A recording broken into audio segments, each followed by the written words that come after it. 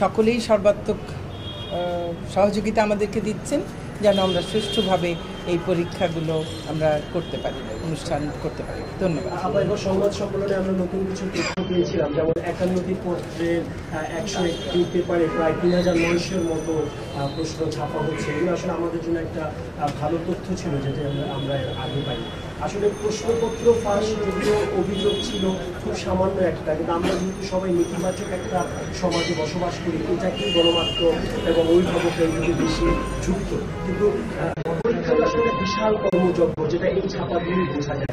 সবকিছুতে এই কারণেই যাতে আমাদের ছেলেমেয়েরা একটা ভালো পরীক্ষা দিতে পারে।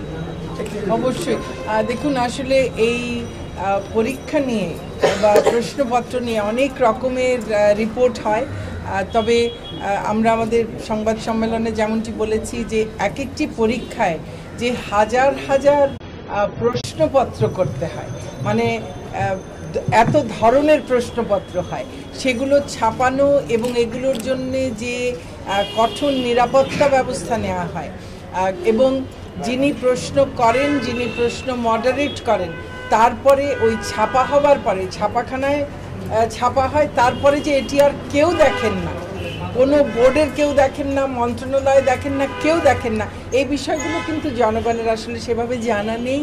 এবং এই পরীক্ষাটি যে একটি সারা দেশে একটা বিশাল কর্মযজ্ঞ, সেটিও আমরা অনেক সময় হয়তো তেমনভাবে অ্যাপ্রিসিয়েট করি না বা করতে পারি না।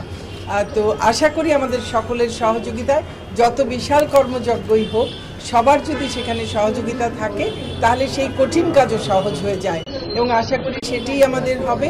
এবং আমাদের মূল যে উদ্দেশ্য, আমাদের পরীক্ষার্থীরা, আমাদের শিক্ষার্থীরা সঠিক মানসম্পন্ন শিক্ষা পাবে এবং তাদের জীবন তারা তৈরি করবে, সুনাগরিক হিসেবে গড়ে উঠবে, তার মধ্যে এটি একটি প্রক্রিয়ার অংশ মাত্র। সেখানে আমরা সকলের সহযোগিতা চাই। মাননীয় প্রধানমন্ত্রী সুপারিশ দিয়েছিলেন, এটা আমার শেষ সবাই সাধুবাদ জানিয়েছে, এবং শোনা যাচ্ছে যে অষ্টম শ্রেণী পর্যন্ত শিক্ষানীতিতে বলা আছে যে আজকে পরীক্ষা কেন্দ্রে যে আস্তে আস্তে আমরা ওই পর্যায়ে যাবো, পরীক্ষা থাকবে।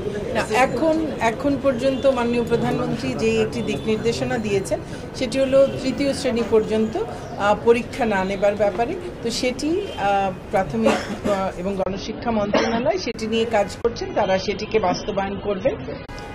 আর এখনো পর্যন্ত আমরা শিক্ষানীতি বাস্তবায়ন করব, কিন্তু সেটি তো স্বাভাবিক, একবারে সব কিছু করা সম্ভব হবে না, পর্যায়ক্রমে আমরা আমাদের জাতীয় শিক্ষানীতিটি অবশ্যই ইনশাল্লাহ বাস্তবায়ন করব।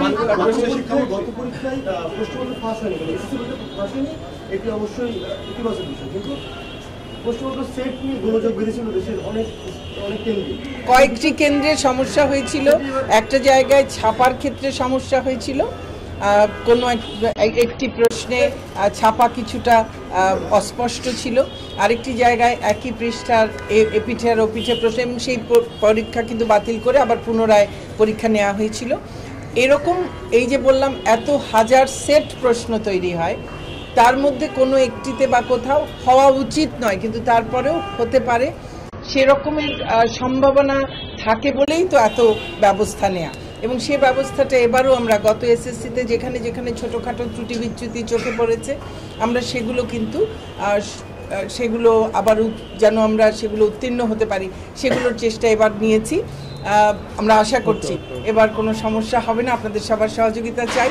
আর কোথাও যদি কোনো সমস্যা হয়, সেটি কিভাবে আমরা কাটিয়ে উঠতে পারবো সে ব্যাপারে আমাদের সকলকে একযোগে কাজ করতে হবে। হ্যাঁ, সেগুলোর সব ব্যবস্থা নেওয়া হবে। সামাজিক যোগাযোগ মাধ্যমে আমরা দেখছি যে পরীক্ষা এলে, মানে বিশেষ করে পাবলিক পরীক্ষা এলে কয়েকটি চক্র সংঘবদ্ধভাবে প্রশ্নপত্র ফাঁসের গুজব ছড়ায়, এগুলো ঠেকানোর জন্য আপনাদের কি এ ব্যাপারে কিন্তু আমাদের গোয়েন্দা সংস্থাগুলো অত্যন্ত সক্রিয়, তারা তীক্ষ্ণ নজরদারি করছেন, যেমন টিএসএসসিতে করেছিলেন, এবারও করছেন। কেউ যদি এ ধরনের অপকর্মের সঙ্গে যুক্ত থাকে, গুজব ছড়ানো, প্রতারণা করা, তাহলে তাদের বিরুদ্ধে কঠোর ব্যবস্থা নেওয়া হবে। এবং একই সঙ্গে আমি আবারও অভিভাবক এবং পরীক্ষার্থীদের প্রতি, শিক্ষকদের প্রতি আহ্বান জানাবো, কোনো রকম গুজবে কান দেবেন না, কোনো ধরনের প্রতারণার ফাঁদে পা দেবেন না, কারণ আমরা বিশ্বাস করি প্রশ্নপত্র ইনশাল্লাহ ফাঁস হবে না, এবং প্রশ্নপত্র ফাঁসমুক্তভাবেই সুষ্ঠুভাবে পরীক্ষা সম্পন্ন হবে। জি 6 মে পর্যন্ত।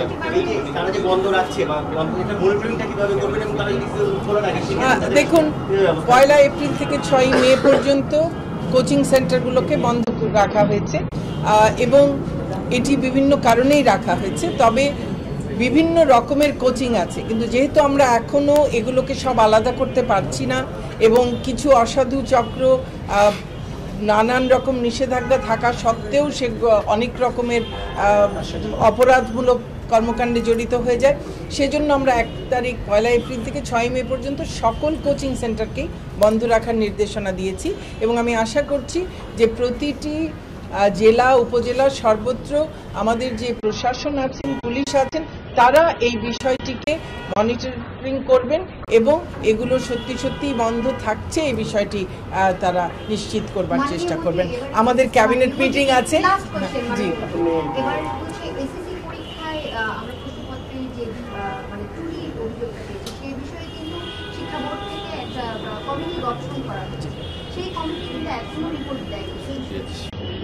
রিপোর্ট এসছে, আমরা সেগুলো দেখে সেই সমস্ত অনুযায়ী সমস্ত ব্যবস্থা নেওয়া হয়েছে। সেটির জন্য পদ্ধতি আছে, সেটি আমি আগেও বলেছি। এ ধরনের যখন কোনো রকমের কোনো সমস্যা তৈরি হয় তার জন্য সেই খাতা দেখবার একেবারে সেট পদ্ধতি আছে, সেই পদ্ধতি অনুযায়ী সেটি হবে। অনেক ধন্যবাদ।